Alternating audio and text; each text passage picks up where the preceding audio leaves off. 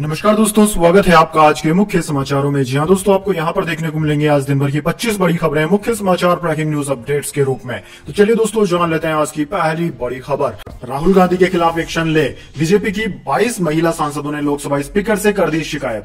जी हां दोस्तों, संसद सदस्यता बहाल होने के बाद लोकसभा में राहुल गांधी ने पहली बार बोला। हालांकि इसी बीच उनके कुछ बयानों पर विवाद होता हुआ नजर आ रहा है। अविश्वास प्रस्ताव पर चर्चा के दौरान संसद में उन्होंने फ्लाइंग केस दिया। राहुल गांधी के इस रिएक्शन का विरोध जताते हुए 22 बीजेपी महिला सांसदों की तरफ से लोकसभा अध्यक्ष से शिकायत दर्ज कराई गई। वहीं केंद्रीय मंत्री स्मृति ईरानी ने इसे अभद्रता बताया। दोस्तों, आपकी जानकारी के लिए बता दें, कांग्रेस नेता राहुल गांधी ने बुधवार को सांसद के तौर पर बहाल होने के बाद पहली बार संसद में भाषण दिया। राहुल गांधी जब अपना भाषण खत्म करने के बाद संसद से बाहर निकल रहे थे तो उन्होंने एक ऐसा वाकया किया जिस पर महिला सांसदों ने आपत्ति जताई। उस वक्त केंद्रीय मंत्री स्मृति ईरानी अविश्वास प्रस्ताव के खिलाफ भाषण दे रही थी। हालांकि राहुल गांधी के रिएक्शन का वो क्षण कैमरे में कैद नहीं हो पाया। मीडिया रिपोर्ट्स के मुताबिक, इस पल के गवाह रहे लोगों के मुताबिक, जब राहुल गांधी अपने अविश्वास प्रस्ताव भाषण के बाद लोकसभा सदन से बाहर निकल रहे थे तो उनकी कुछ फाइलें गिर गई थी। जैसे ही वो उन्हें उठाने के लिए झुके तो कुछ बीजेपी सांसद उन पर हंसने लगे।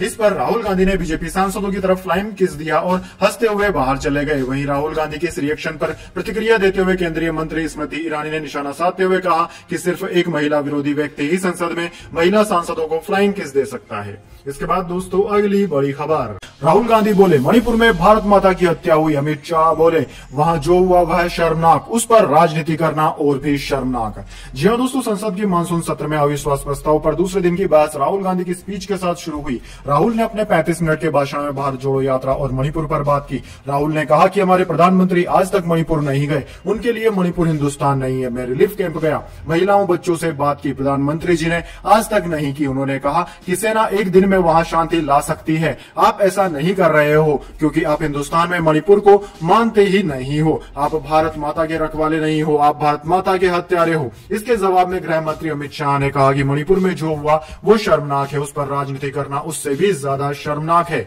उन्होंने कहा कि नरसिम्हा राव पीएम थे, तब भी मणिपुर में 700 लोग मारे गए थे, लेकिन पीएम वहां नहीं गए। इसके अलावा दोस्तों, राहुल गांधी के भाषण के जवाब में केंद्रीय मंत्री स्मृति ईरानी ने कहा कि राहुल गांधी भारत माता की हत्या की बात करते हैं और कांग्रेस ताली बजाती है। ये इस बात का संकेत है कि मन में गद्दारी किसके है। इसके बाद दोस्तों, अगली बड़ी खबर। वर्ल्ड कप का नया शेड्यूल हुआ घोषित, 9 मैचों में हुए बदलाव।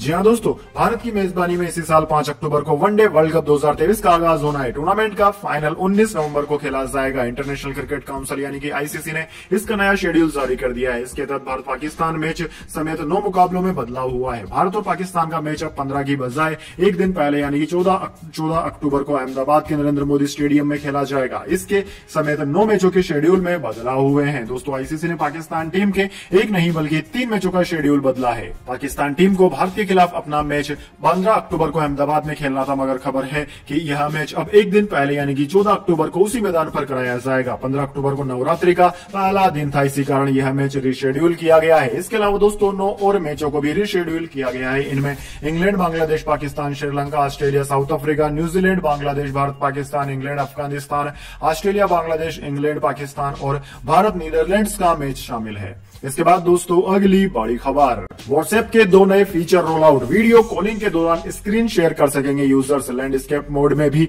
ऐप चलाने की सुविधा। जी हां दोस्तों, इंस्टेंट मैसेजिंग ऐप व्हाट्सएप ने वीडियो कॉल के लिए 2 नए फीचर रोल आउट कर दिए हैं। इनमें स्क्रीन शेयरिंग और लैंडस्केप मोड फीचर शामिल है। स्क्रीन शेयरिंग फीचर से यूजर्स वीडियो कॉलिंग के दौरान अपने डिवाइस की स्क्रीन को अन्य यूजर्स के साथ शेयर कर सकेंगे। यह फीचर यूजर्स को कॉन्टैक्ट लिस्ट में शामिल लोगों के साथ डॉक्यूमेंट, फोटो और अपने शॉपिंग कार्ट को शेयर करने की परमिशन देता है। इसके साथ ही वीडियो कॉलिंग के दौरान मोबाइल को लैंडस्केप मोड पर भी इस्तेमाल किया जा सकेगा। इस फीचर के आने के बाद WhatsApp, Microsoft meet, Google meet और जूम के साथ साथ एप्पल के फेस टाइम सहित ट्रेडिशनल वीडियो कॉन्फ्रेंसिंग ऐप को टक्कर दे रहा है। इसके बाद दोस्तों, अगली बड़ी खबर। Money laundering case, Gopal Kanda के घर और ऑफिस में ईडी का छापा, बंद पड़े दफ्तर भी खंगाले। जी हां दोस्तों, हरियाणा लोकहित पार्टी के नेता गोपाल कांडा के घर और दफ्तर पर परिवर्तन निर्देशालय यानी कि ईडी ने आज छापा मारा। ईडी ने एक धन शोधन मामले की जांच के तहत हरियाणा के विधायक गोपाल कांडा और अन्य के परिसरों पर बुधवार को यह कार्रवाई की। एमपी एमएलए के तहत मारे गए छापे की कार्रवाई सुबह करीब 6 बजे से शुरू हुई। ईडी ने एमडीएलआर ग्रुप के बंद पड़े दफ्तरों पर भी रेड डाला है। ये दफ्तर हरियाणा के अलग अलग शहरों में है। दोस्तों, आपकी जानकारी के लिए बता दें, कि गोपाल कांडा MDLR के प्रमोटर थे। हरियाणा के चर्चित नेता हाल ही में एयर होस्टेस गीतिका शर्मा केस में बरी हुए हैं। इसके बाद दोस्तों अगली बड़ी खबर, नूंह पहुंचा भाजपा नेताओं का प्रतिनिधिमंडल, सोहना में आम आदमी पार्टी के डेलीगेशन को रोका गया। गुप्ता बोले बीजेपी को किस चीज का डर है। जी हां दोस्तों, हरियाणा के नूंह में हिंसा के बाद प्रभावित क्षेत्रों का जायजा लेने के लिए भाजपा का प्रतिनिधिमंडल पहुंच गया है, जिसमें भाजपा प्रदेश अध्यक्ष ओम प्रकाश धनखड़ के साथ कैबिनेट मंत्री बनवारी लाल, प्रदेश महामंत्री और विधायक मोहन लाल, बारडोली विधायक संजय सिंह और समय सिंह भाटी मौजूद रहे। नूंह प्रशासन की तरफ से सिर्फ 5 नेताओं को जाने की अनुमति दी गई। वहीं आम आदमी पार्टी के प्रतिनिधिमंडल को सोहना के रायपुर में रोक दिया गया। पार्टी के प्रदेश अध्यक्ष और राज्यसभा सांसद डॉक्टर सुशील गुप्ता पुलिस के अधिकारियों से बातचीत कर रहे हैं। उनके साथ मुकेश डागर, धर्मेंद्र खटाना, धीरज यादव समेत कई और भी नेता मौजूद हैं। सुशील गुप्ता ने कहा कि भाजपा के लोगों को जाने की इजाजत मिल गई, जबकि उन्हें रोक दिया गया। वे दंगे के पीड़ित लोगों से मिलना चाहते हैं, वे मंदिर और मस्जिद जाना चाहते हैं। आखिर भाजपा को किस चीज का डर है जिसकी वजह से उन्हें रोका जा रहा है। इसके बाद दोस्तों अगली बड़ी खबर, MP चुनाव से पहले फिर बिफरे प्राइमरी शिक्षक, सिर मुंडवाया, दान किए बाल, पूछा 51,000 पदों पर कब होगी नियुक्ति।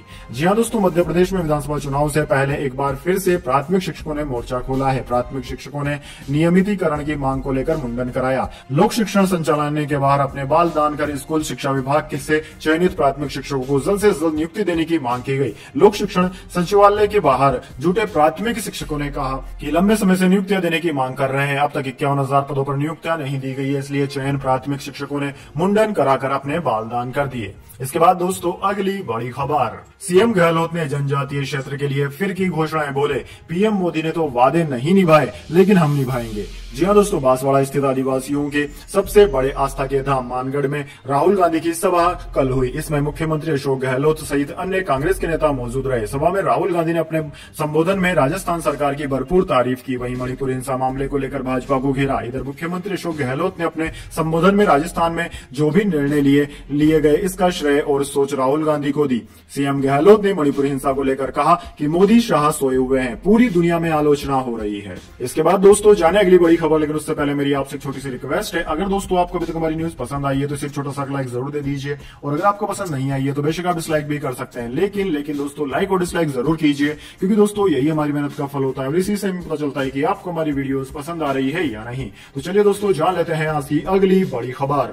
ज्ञानव्यापी सर्वे रुकवाने के लिए मुस्लिम पक्ष फिर कोर्ट पहुंचा। जिला अदालत में 5 पॉइंट्स पर याचिका दाखिल की। जी हां दोस्तों, ज्ञानव्यापी में ASI सर्वे पर रोक के लिए मुस्लिम पक्ष एक बार फिर कोर्ट पहुंच गया है। मुस्लिम पक्ष ने जिला कोर्ट में सर्वे रोकने के लिए याचिका दाखिल की है। इसमें 5 तकनीकी पॉइंट्स को आधार बनाते हुए सर्वे पर रोक लगाने की मांग की गई। कोर्ट ने याचिका स्वीकार कर ली है। दोस्तों इन 5 पॉइंट्स में मुस्लिम पक्ष की ओर से ज्ञानव्यापी सर्वे में मीडिया कवरेज को लेकर रोक लगाने की अपील भी शामिल है। इसके बाद दोस्तों अगली बड़ी खबर, ट्रंप बोले हमारे देश पर हमला हो रहा, 5 महीने में दूसरी बार कहा सत्ता में आया तो सबसे बड़ा डिपोर्टेशन ऑपरेशन चलाऊंगा।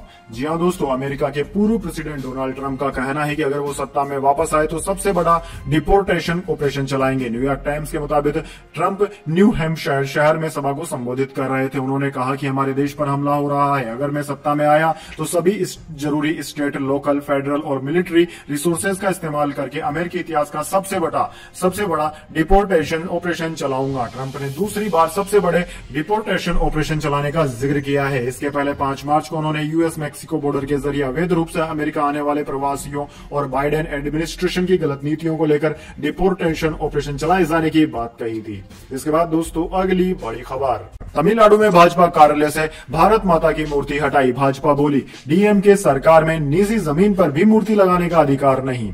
जी हां दोस्तों, तमिलनाडु के विरुद्धनगर जिले में पुलिस और प्रशासन की टीम ने भाजपा कार्यालय में लगी भारत माता की मूर्ति को हटा दिया। मूर्ति को 7 अगस्त की देर रात हटाया गया। मीडिया रिपोर्ट्स के मुताबिक तमिलनाडु के भाजपा अध्यक्ष के अन्नामलाई 9 अगस्त को इस मूर्ति का अनावरण करने वाले थे। मूर्ति हटाने वाले अधिकारियों का कहना है कि मूर्ति बिना प्रशासन की अनुमति के रखी गई थी। वहीं अन्नामलाई ने कहा कि डीएमके की भ्रष्ट सरकार में पार्टी को अपनी जमीन पर भारत माता की मूर्ति लगाने का भी अधिकार नहीं है। इसके बाद दोस्तों अगली बड़ी खबर, मरे हुए का इलाज, एक ही मोबाइल से 10 लाख लोगों का रजिस्ट्रेशन, आयुष्मान भारत स्कीम पर केक का बड़ा खुलासा। जी हां दोस्तों, देश के जरूरतमंद नागरिकों को इलाज की सहूलियत देने के लिए केंद्र सरकार द्वारा चलाई गई आयुष्मान भारत योजना में बड़ा गड़बड़झाला सामने आया है। ये हम नहीं कह रहे, बल्कि देश के नियंत्रण एवं महालेखा परीक्षक यानी कि केग CAG ने चौंकाने वाला खुलासा किया है। केग ने इस परियोजना को लेकर जारी की अपनी ऑडिट रिपोर्ट में बताया कि इस योजना के तहत ऐसे मरीज भी लाभ उठा रहे हैं जिन्हें पहले मृत दिखाया गया था। यही नहीं, ABPMJY स्कीम के 9 लाख से ज्यादा लाभार्थी तो सिर्फ एक ही मोबाइल नंबर से जुड़े हुए पाए गए हैं। ऑडिट में सबसे बड़ी खामी ये उजागर हुई कि इस योजना के तहत ऐसे मरीज इलाज करा रहे हैं जिन रोगियों को पहले मरा हुआ दिखाया गया था, लेकिन मरने के बाद भी वे इलाज कराते रहे।